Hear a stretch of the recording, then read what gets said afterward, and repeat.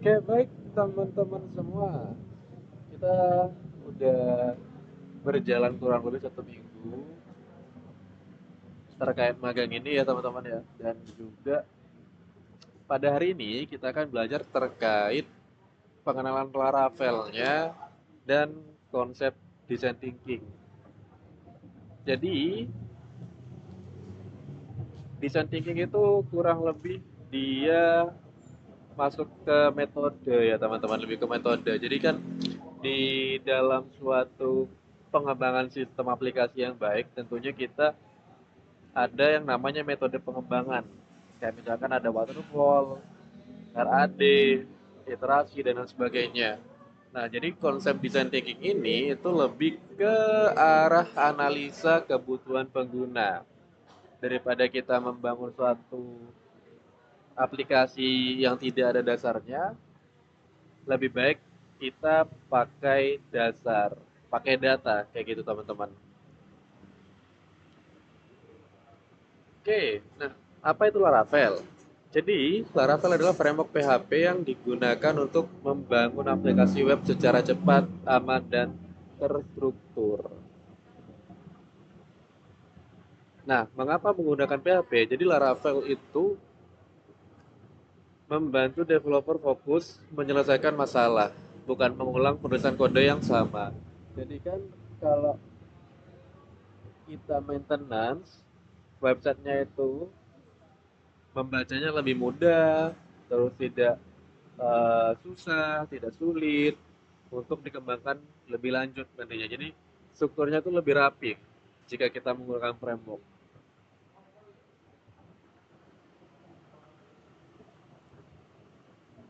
Nah, masuk ke struktur folder Laravel ya.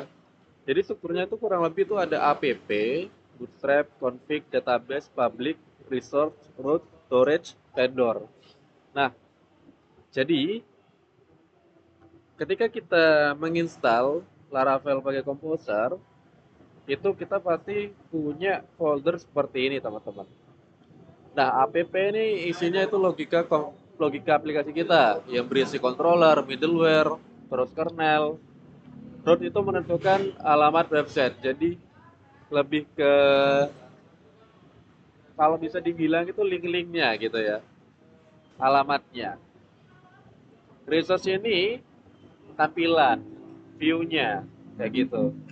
Public ini file yang dapat diakses pengguna. Storage tempat menyimpan file upload. Jadi nanti teman-teman ini apa namanya mengelingkan storage ini biar bisa menyimpan file entah itu foto, dokumen dan sebagainya di dalam storage. Kenapa kalau tidak di dalam public? Karena jauh lebih aman ditaruh di storage. Karena tidak public ya. Karena kalau public ini semua orang bisa akses, kayak gitu. Kan bahaya juga misalkan data-data krusial dan lain sebagainya itu diakses oleh orang, nah, kayak gitu. Lalu ada database nih. Nah, di database itu ada migration ya, kalau di Laravel ya, ada fitur migration, itu jauh mempermudah developer untuk membuat model, kayak gitu.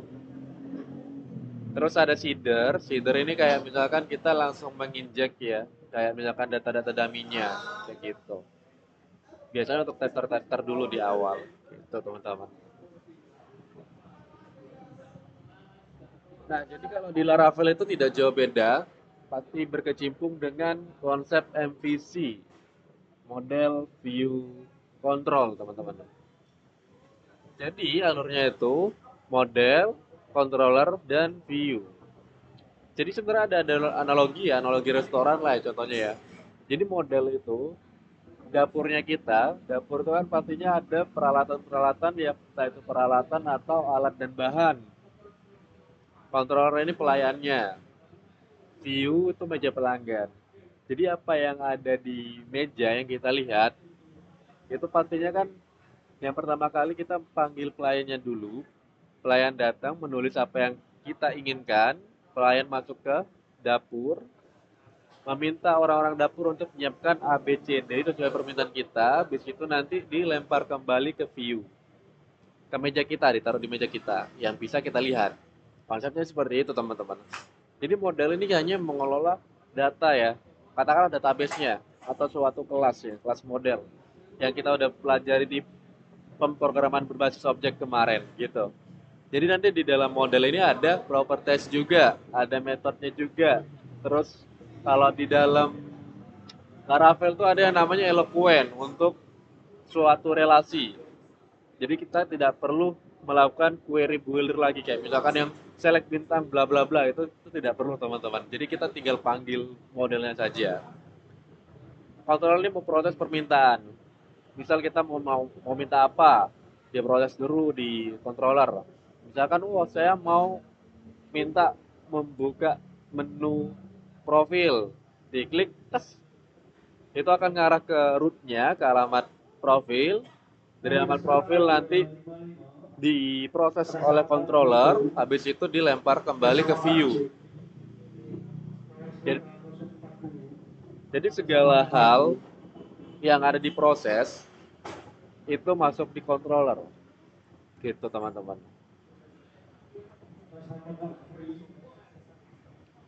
Nah, di sini ada alur kerja ya, seperti tadi yang saya bilang, user minta request alamatnya, profile, lalu diterima oleh controllernya, lalu kita panggil modelsnya. Models ini berisi database-nya kita, tabelnya ya, bisa dibilang table kayak gitu. Terus dilempar ke view yang bisa dilihat oleh user. Jadi nanti semua permintaan pengguna itu melalui root di controller. Kita bakal berkecimpung banyak dengan root ini nantinya teman-teman. Nah di sini kita, oh sorry ini udah ya, belum saya hapus, next saja. Oke, kita masuk di dalam design thinking. Jadi design thinking adalah metode untuk menyelesaikan masalah dengan memahami kebutuhan pengguna terlebih dahulu. Seperti yang saya bilang tadi, daripada kita membuat suatu sistem aplikasi tanpa ada dasarnya, asal jadi, asal buat, belum tentu dipakai. Bisa jadi masalah yang yang kita tahu itu ada hanya masalah kita aja. Jadi tidak ada user, percuma kita buat. Alangkah baiknya kita pakai metode yang namanya design thinking. Kayak gitu teman-teman. Kita akan belajar jauh lebih dalam nanti terkait design thinking ini. Sampai lalu kita belajar terkait Laravel-Laravelnya kita. Nah, di dalam tahapan design thinking ini, itu ada beberapa tahapan ya. Ada 5 tahapan. Yang pertama empathize, design, ide, prototype, dan test. Jadi di tahap pertama ini kita mencari tahu empatinya orang-orang dulu. Orang-orang ini keresahannya apa, kendalanya apa, kayak gitu. Setelah kita tahu mereka itu ada kendala, lalu kita defend suatu masalahnya. Oh, rupanya masalahnya ada di sistem antriannya yang kacau. Selama ini orang antri satu-satu, kayak gitu. Lalu muncul suatu ide, gimana masalah ini bisa terselesaikan. Oh, pakai sistem antrian eh, yang ada mesinnya. Orang datang dapat nomor antrian, biar tidak ada yang keselip-selip gitu.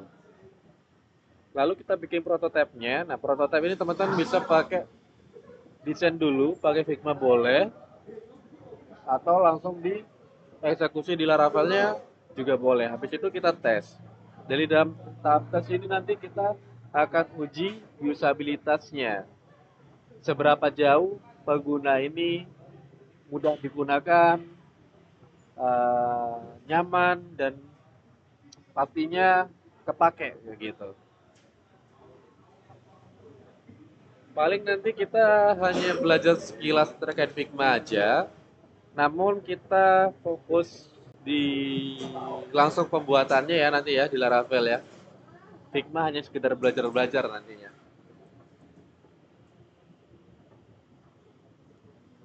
Nah, ini seperti yang saya bilang ya, ada empathize, define, ide, prototype, dan test.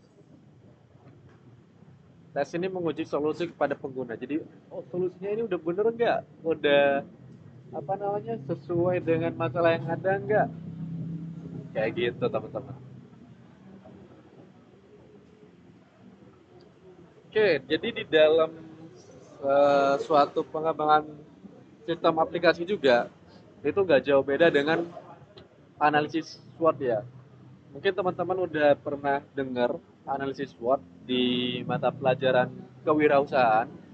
Itu pastinya akan kepake juga teman-teman.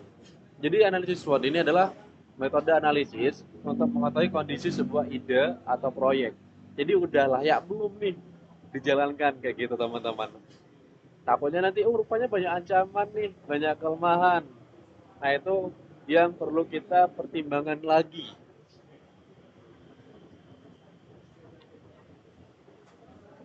Nah di sini ada suatu contoh ya dalam analisis SWOT dalam pembuatan website perpustakaan. Ini kita lihat ya kekuatannya ya, tracknya. Jadi adanya website ini nanti pencarian buku lebih cepat, data lebih rapi, nggak aur-auran gitu loh. Tapi kelemahannya ini dia membutuhkan koneksi internet. Misalnya di sana itu koneksi internetnya lemah, perlu pelatihan pengguna. Jadi misalnya kondisi masyarakatnya di sana itu gaptek semua. Nah, ini akan jadi kelemahannya kita gitu loh teman-teman. Jadi terus di sini ada opportunity. Opportunity ini peluang ya teman-teman. Jadi peluangnya itu apa? Pastinya mendukung sekolah lebih digital, mengurangi penggunaan kertas. Jadi misalkan ada sistem apa namanya buku tamu itu kan juga dalam websitenya langsung. Misalnya ada peminjaman buku, pengembalian buku, itu semuanya lebih jadi sistematis dan tidak rawan hilang. Namun di sini ada treat ya. Treat ini seperti ancamannya, rupanya sudah ada aplikasi serupa, gangguan server atau listrik, atau mungkin ancamannya ini eh, bisa servernya tidak memadai, kayak gitu, dan lain sebagainya. Nah, jadi sebenarnya tadi itu berhubungan semuanya, teman-teman. Yang pertama ini masalah ada, kita coba analisa dengan metode design thinking dulu, terus analisis SWOT sambil lalu jalan. Habis itu perancangan sistemnya itu menggunakan Laravel, outputnya website yang bisa digunakan oleh pengguna. Jadi kurang lebih design thinking ini biar kita tuh tahu nih masalah-masalah di masyarakat tuh adanya apa aja. SWOT ini untuk membantu mengevaluasi solusi. Solusinya udah sesuai belum? Peluangnya ada nggak? Kekuatan kita banyak nggak? Kayak gitu. Nah, Laravel ini untuk membangun suatu aplikasinya. Yang dimana nanti kita akan lebih masuk lebih dalam lagi. Oke, mungkin itu aja teman-teman. Dan ada tugas untuk hari ini. Tenang aja, tugasnya belum tentu ke banyak codingan ya, karena di beberapa hari terakhir kita udah genjor-genjoran di codingan terkait pemrograman prosedural dan pemrograman berbasis objek gitu teman-teman. Nah tugasnya teman-teman itu mencari ide ya, ide pembuatan aplikasi yang ada di sekitar kita, yang nantinya kita akan langsung push sambil lalu belajar sambil lalu membuat aplikasi biar langsung jadi kayak gitu ya teman-teman ya. Jadi harapannya teman-teman itu membuat seperti ini, baik nanti berupa dokumen atau berupa poster pamflet ya, yang ada desain-desainnya gitu tuh jauh lebih bagus teman-teman, lebih menarik. Jadi nanti di sini ada judul aplikasi yang ingin kita rencanakan, terus masalahnya dari mana, target penggunanya siapa, stakeholdernya itu siapa, terus solusinya itu gimana, fitur-fitur rencananya itu apa saja. Ini sketsa sederhana nih, gambaran ya, gambarannya sedikit terkait aplikasi itu seperti apa. Pastinya kan perlu login, belum punya akun, daftar, masuk ke dashboard, kayak gitulah teman-teman. Hanya sketsanya aja. Tapi kalau misalkan teman-teman lebih bagus lagi itu pakai flowchartnya ya, yang kemarin sempat dibahas, itu jauh lebih bagus. Di sini ada analisa SWOT-nya, track-nya apa, weakness-nya apa, threat-nya apa, ancamannya, peluangnya gimana, kayak gitu teman-teman. Di sini ada kesimpulan juga. Ya, mungkin itu aja teman-teman. Nanti misalkan ada kebingungan, itu bisa langsung saja tanyakan ke saya atau di grup tuh boleh banget. Ya, mungkin itu aja teman-teman. Kurang lebihnya terima kasih.